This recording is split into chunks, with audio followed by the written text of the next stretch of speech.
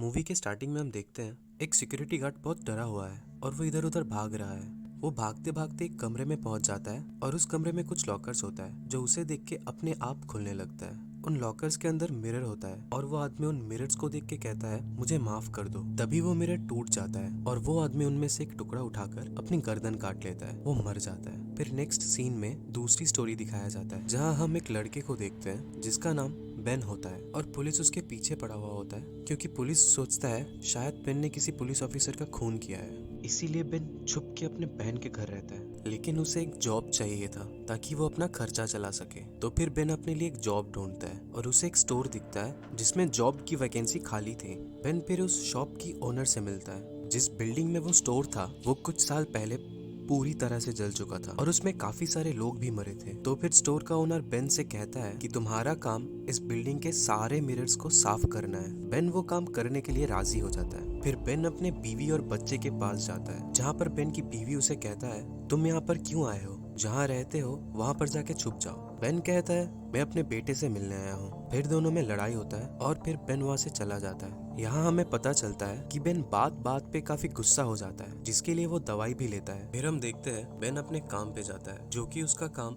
रात के वक्त होता है और बिल्डिंग में अंधेरा होने के कारण बेन हाथ में टॉर्च लेकर इधर उधर चल रहा होता है। फिर अचानक बेन मिरर में देखता है उसके पीछे एक दरवाजा अपने आप खुल रहा है, लेकिन जब वो पीछे मुड़ के देखता है तो वो दरवाजा बंद होता है। लेकिन बेन इस बात पे ज्यादा ध्यान नहीं देता है। फिर बेन को दिखता है कुछ लोग मिरर के अंदर जल रहे हैं और वही आग बेन को भी लग जाता है। फिर वो डर के मारे चीखने तड़पने लगता है, लेकिन जब वो होश में आता है तब वो देखता है कि वो बिल्कुल ठीक है। ये शायद दवाई की वजह से हो रहा है। फिर बेन को वहाँ पे एक वॉलेट मिलता है और वो वॉलेट उसी आदमी का होता है जिसे मूवी के स्टार्टिंग वाले सीन में दिखाया था, यानी कि उस स्टोर का पहला सिक्योरिटी गार्ड। फिर एक दिन बेन को एक पार्सल आता है जो कि उसी सिक्योरिटी ऑफिसर के नाम से होता है। उस पार्सल में काफी सारे न्यूज़पेपर्स थे। उन पेपर्स में न्यूज़ थी कि वो बिल्डिंग आग में कैसे जली। फिर बेन उस शॉप के ओनर के पास जाता है और उससे पूछता है कि ये सिक्योरिटी ऑफिसर कहाँ है। ओनर उसे बताता है ये सिक्योरिटी गार्ड तो मर चुका है। फिर बेन परेशान होकर सोचता है तो फिर यह पार्सल उसे भेजा कौन। फिर हम देखते हैं बेन की वाइफ एक हॉस्पिटल में डॉक्टर है और उसी हॉस्पिटल में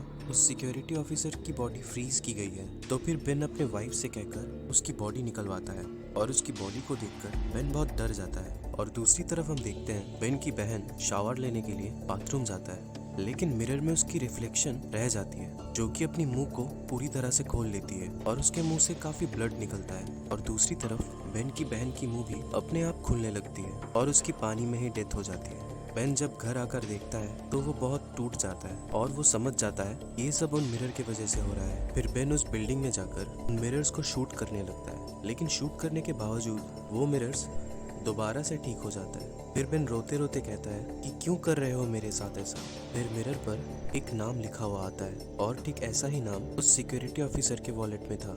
फिर बेन समझ जाता है कि हो ना हो उस सिक्योरिटी ऑफिसर के मौत का कारण ये मिरर्स ही है। लेकिन इन्वेस्टिगेशन करने के बाद भी बेन को इस नाम का कोई आदमी नहीं मिलता है। फिर बेन न्यूज़पेपर पढ़ने लगता है जिसमें लिखा होता है एक आदमी ने जानबूझकर उस बिल्डिंग को आग लगाया था जिसमें वो खुद भी जल चुका था, लेकिन वो अभी भी जिंदा है और एक हॉस्पिटल में है। फिर बेन उस आदमी से मिलने जाता है और उससे पूछता है कि तुमने ऐसा क्यों किया था। वो आदमी कहता है वो सारे मिरर्स मुझे बार बार तंग कर रहे थे और बार बार जिस आदमी का नाम लिखा हुआ आ रहा था वो आदमी मुझे कहीं नहीं मिल रहा था, जिसकी वजह से मेरी फैमिली मेंबर्स भी एक एक करके मारे जा रहे थे। इसीलिए मैंने उस बिल्डिंग को आग लगा दिया था, लेकिन फिर भी उन मिरर्स को कुछ नहीं हुआ।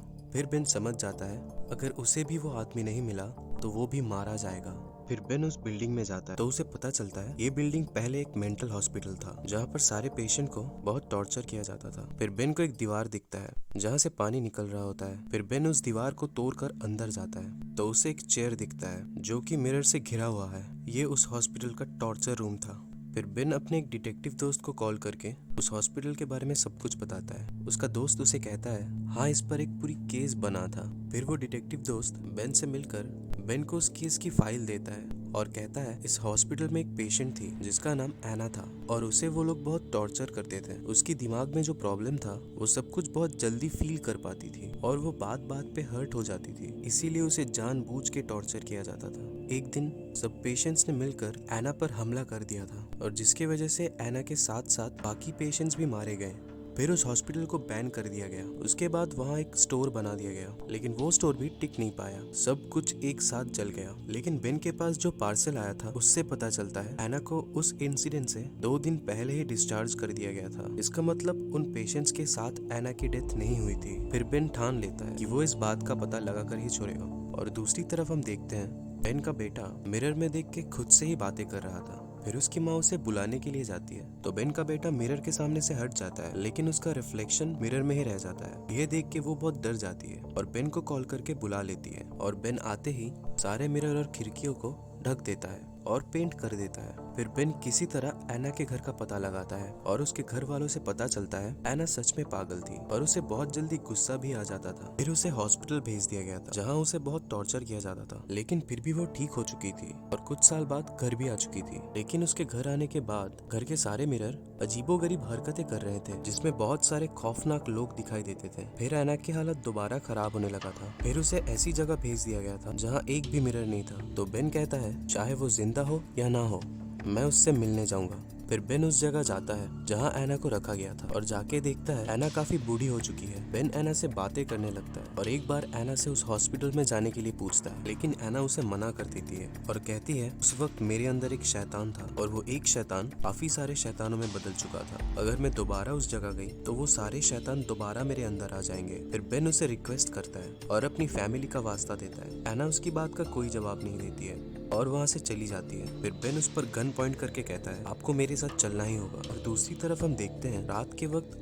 बेन का बेटा अपनी माँ के पास से गायब हो जाता है। तब उसकी माँ उसे ढूंढने जाती है और देखती है घर में सब जगह पानी भर चुका है। तो वो वॉशरूम जाती है और बाथटब में से एक रिफ्लेक्शन उसे अपनी तरफ खींच लेता है। दूसरी तरफ ऊपर रूम में बेन की बेटी मिरर में अपनी माँ की रिफ्लेक्शन देखती है। जब पीछे मुड़कर देखती है तो उसकी माँ उधर नहीं होती है और जब वो रिफ्लेक्शन उसे मारने ही वाला होता है तभी बेन की वाइफ ऊपर आकर उसे बचा लेती है। फिर वो दोबारा नीचे जाती है अपने बेटे को ढूंढने, तो एक कुर्सी के नीचे पानी में उसे अपने बेटे का रिफ्लेक्शन दिखता है। जब वो उस रिफ्लेक्शन के पास जाता है तो उसे चाकू से जख्मी कर देता है। और दूसरी तरफ बेन एना को अपने साथ उस हॉस्पिटल में लेके आ चुका था और उस टॉर्चर रूम में ले जाकर एना को उस चेयर से बांध देता है, जिसके बाद सारे शैतान मिरर्स में से बाहर आने लगते हैं। फिर बेन खुद उस रूम से बाहर निकल जाता है। फिर वो सारे शैतान एक एक करके एना के बॉडी में वापस आने लगते हैं, जिसके कारण एना की बॉडी ब्लास्ट हो जाती है और सारे मिरर टूट जाते हैं, जिसके बाद बिल्डिंग में अब कोई भी मिरर बाकी नहीं बचा था। अब एना की बॉडी पूरी तरह से पोजेस हो चुकी थी और उसकी शक्ल काफी डरावनी लग रही थी। फिर वो बेन पर हमला करने की कोशिश करने लगती है, लेकिन बेन भी उसे लगातार शूट कर रहा था, जिसकी वजह से वहाँ पर आग लग जाती है और एना उस आग में जल जाती है। लेकिन फिर भी एना का गुस्सा शांत नहीं होता है और वो बिल्डिंग को गिराने लगती है ताकि बेन उसके नीचे दब के मर जाए। लेकिन बेन ठीक इसी तरह एना के साथ भी करती है।